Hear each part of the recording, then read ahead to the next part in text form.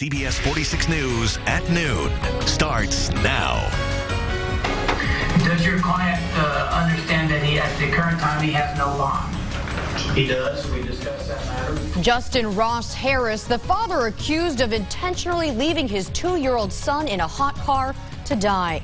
Now, after nearly 2 years of court appearances, a divorce, and major pretrial decisions, Harris finally gets his day in court.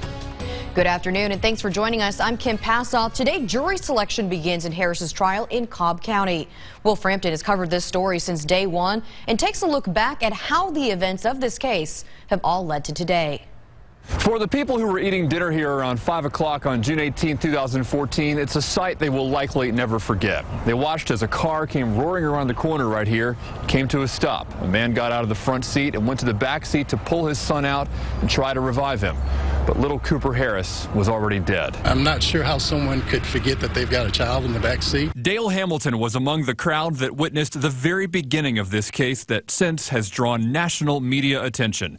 Justin Ross Harris. He parked his car at Acres Mill Square and seemed to go into a panic as he pulled his 22-month-old son Cooper out of the car. He was constantly saying, "What have I done? What have I done?" By that point, investigators believe the boy had already been dead several hours. That morning, Harris took his son with him for breakfast at this Chick-fil-A near Cumberland Mall. And from there, he was supposed to drop Cooper at daycare, but that never happened. Instead, the boy sat in the hot car all day while his dad was at work at Home Depot. Friends and family were upset when Harris was held on suspicion of murder. Information suggests the manner of death is homicide. But then, details began to emerge. Police said Harris was sexting with women while he was at work the same day his son sat dying in the car. And one of those women was under the age of 18, leading Harris to be indicted for sexual exploitation of a minor.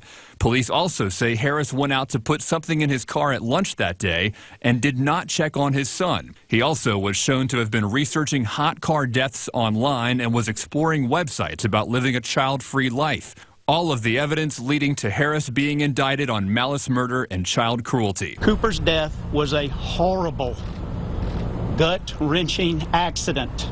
It was always an accident. His attorney, Maddox Kilgore, filed several pretrial motions to keep electronic evidence and other evidence out of the trial, but Judge Mary Staley ruled in favor of the prosecution in every case. Legal expert Ray Giudice says virtually nothing has gone right for Harris's defense team. I think they've found through all these pretrial motions is how strong the case is for the prosecution, and that the judge is basically allowing this very damaging evidence in against the defendant. The fact that his soon-to-be ex-wife, who's filed for divorce, may wind up testifying in this matter, I don't think speaks well for the defense. Leanna Harris has been subpoenaed in this case, which is expected to get underway after a jury has been picked, likely later this month. In Cobb County, Will Frampton, CBS 46 News. And we will be in court for the entire trial, updating you on air and online. We have a special page right now on CBS46.com. Learn more about the key players in this trial. It is